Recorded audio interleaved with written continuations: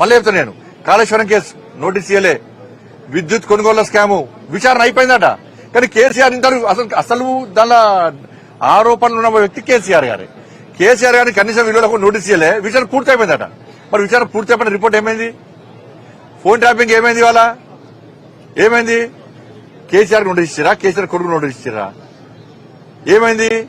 Drugs case ఏమైంది? Farm house case ఏమైంది? ఈ ఫార్ములా కేసు ఏమైంది?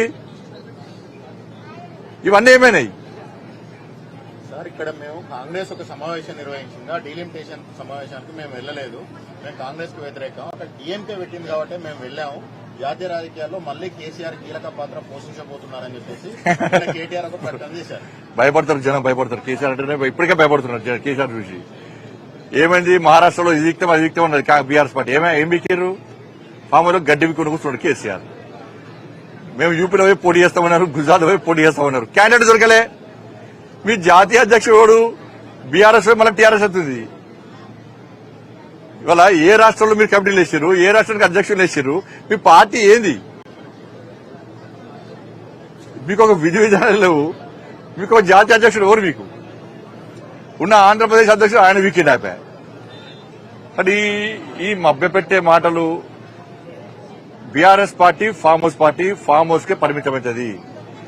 ఏదో అనుకుంటున్నారు బయట రాయడం వల్ల జనం వస్తారు, ఆరాధనలు పడతారు అనుకుంటున్నారు. తెలంగాణ రాష్ట్రంలో కాంగ్రెస్ పార్టీ మీద ప్రజలు పూర్తి వ్యతిరేకత ఉన్నది వాస్తవం. కానీ ప్రత్యామ్నాయం ఎవరు అనుకుంటున్నారు? భారతీయ జనతా పార్టీని ప్రత్యామ్నాయం అనుకుంటున్నారు. భారతీయ జనతా పార్టీని ప్రత్యామ్నాయం అనుకుంటున్నారు. అందుకే మొన్న జరిగిన ఎమ్మెల్సీ ఎన్నికల్లో భారతీయ జనతా పార్టీ అనుకూలంగా తీర్పునిచ్చారు. ఇక్కడ నెక్స్ట్ ఏర్పడేది భారతీయ జనతా పార్టీ ప్రభుత్వం, నరేంద్ర మోడీ రాజ్యం, రామరాజ్యం తెలంగాణ రాష్ట్రంలో రాబోతున్నది ముమ్మాటికి నిజం. బీఆర్ఎస్ పార్టీని పట్టించుకునే స్థితిలో లేరు. వాళ్ళ క్యాడర్ లేదు, లీడర్షిప్ లేదు, కొట్టాడే కెపాసిటీ వాళ్ళకి లేదు. సార్, రాజ్నాథ్ సింగ్ అమిత్ షా ఇద్దరు సీట్లు తగ్గవు అని మాత్రమే అంటున్నారు. సీట్లు పెరగవు అని హామీ ఇవ్వట్లేదు. అక్కడ మాత్రమే పెరుగుతాయి, పెరిగే సీట్లన్నీ. అందుకే అఖిలపక్షం అని చెప్పేసి. తగ్గవు అంటే ఏమన్నట్టు అన్న? డీలిమిటేషన్ అంటే తగ్గవు అంటే ఏమన్నట్టు? పెరుగుతానట్టే కదా. తగ్గకుండా వాటికి అడ్జస్ట్ చేయదు కదా. తగ్గవు అంటే ఏమన్నట్టు? వీళ్ళు తగ్గిస్తారని అంటున్నారు. వీళ్ళు తగ్గించే ప్రయత్నం చేస్తున్నట్టు తగ్గవు అని చెప్పన్నారు. కాబట్టి ఇంకా దానికి విధి విధానం రానే ఇంకా నేను డీలిమిటేషన్ సంబంధించి ఇంకా విధి విధానం రానే రాలేదు. తగ్గుతాయి పెరుగుతాయి ఇంకా క్లారిటీ లేదు. లేనప్పుడే మీటింగ్ పెట్టుకుని తమిళనాడు ఎన్నికలు జరగబోతున్నాయి, క్లారిటీ చెప్తున్నాం, ఎన్నికలు జరగబోతున్నాయి. 1000 కోట్ల లిక్కర్ స్కామ్ లో డిఎంకే దాన్ని ఇరికింది. ప్రజలకు సమాధానం చెప్పుకోలేని స్థితి. అన్ని స్కామ్లు, అవినీతి ఆరోపణలు పుట్టగోలుగా, అవినీతి ఆరోపణలు అడ్డగోలుగా వస్తున్నాయి డిఎంకే మీద. వాటి మీద ప్రజలకు సమాధానం చెప్పలేని పరిస్థితి. కాబట్టి ఈ దక్షిణాది పేరుతోని తీసుకొచ్చిన ప్రజలు ఎవ్వి నమ్మరు. దక్షిణాదిలో నెక్స్ట్ వికసించేది కమలం. తెలంగాణలో వస్తున్నది, ఆంధ్రప్రదేశ్ లో రాజ్యం ఉన్నది, కర్ణాటకలో కాంగ్రెస్ పార్టీ వ్యతిరేకత ఉన్నది, బీజేపీ రాజ్యం రాబోతున్నది. తమిళనాడులో డిఎంకేను తీసుకుపోయి ఆ సముద్రంలో కలిపే ప్రయత్నం చేస్తున్నారు. ఆడ బీజేపీ రాజ్యం రాబోతున్నది. కాబట్టి దక్షిణాదిలో వీసేది కమలం, భారతీయ జనతా పార్టీ గడుపు మోడీ రాజ్యం. ధన్యవాదాలు.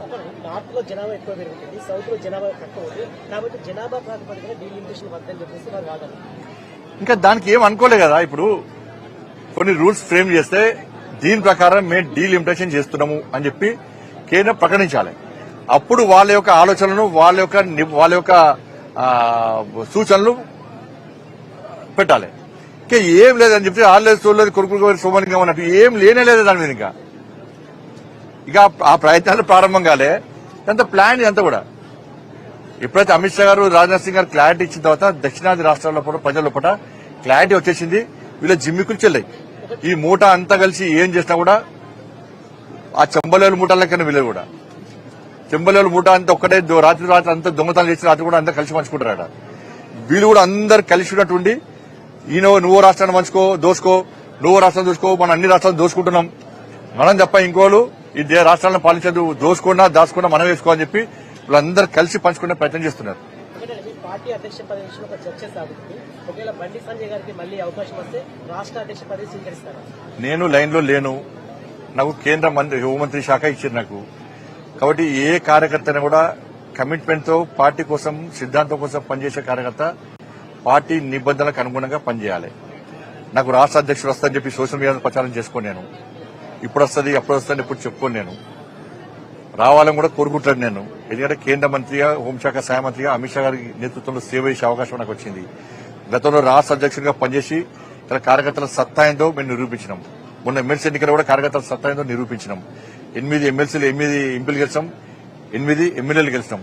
భారతీయ జనతా పార్టీ కార్యకర్తల సత్తా ఏందో నిరూపించినాం. కాబట్టి నేను అధ్యక్షుడిగానే ఏందో నిరూపించుకున్నా. కాబట్టి నేను అందరి లెక్క ఏదో ఇప్పుడే వస్తుంది అప్పుడే వస్తుంది వచ్చింది నన్ను కలవండి అని చెప్పి చెప్పుకునే ప్రయత్నం మా పార్టీలో జరగదు. అది అటువంటి పద్ధతి మా పార్టీలో ఉండదు. పార్టీ నిర్ణయిస్తుంది. ఇంకొకటి చెప్తున్నా, సోషల్ మీడియాలో ఎవరి పేరు వస్తుందో, ఎవరి పేరు పెట్టుకుని తప్పుడు వాళ్ళు ప్రచారం చేసుకుంటారో వాళ్ళు ఎవరి పేర్లు ఉండవు. కేంద్ర నాయకత్వం చాలా సీరియస్గా ఉంటుంది. తప్పుడు ప్రచారాలు చేసుకుంటే వాళ్ళను నాకు వస్తుందని చెప్పుకుంటే తప్పవుతుంది. పార్టీ ఒక క్రమశిక్షణ పార్టీ, సిద్ధాంతం కోసం పనిచేసే పార్టీ. ఈ పార్టీని పదవిలకు అనుకో ఒక బాధ్యత అనుకుంటాం. జాతీయ నాయకత్వం ఏ నిర్ణయం తీసుకున్నా దానికి కట్టుబడి ఉండాల్సిన బాధ్యత, కమిట్మెంట్ తో పనిచేసేటువంటి జాతీయ భావాజాలం గల సిద్ధాంతం కోసం పనిచేసే కమిట్మెంట్ కార్యకర్తకు ఉంటుంది. ఇది గుర్తుంచుకోవాలి అందరం కూడా. కార్యకర్తలను కన్ఫ్యూజ్ చేయొద్దు, ప్రజలను కన్ఫ్యూజ్ చేయొద్దు, తప్పవుతుంది. ధన్యవాదాలు.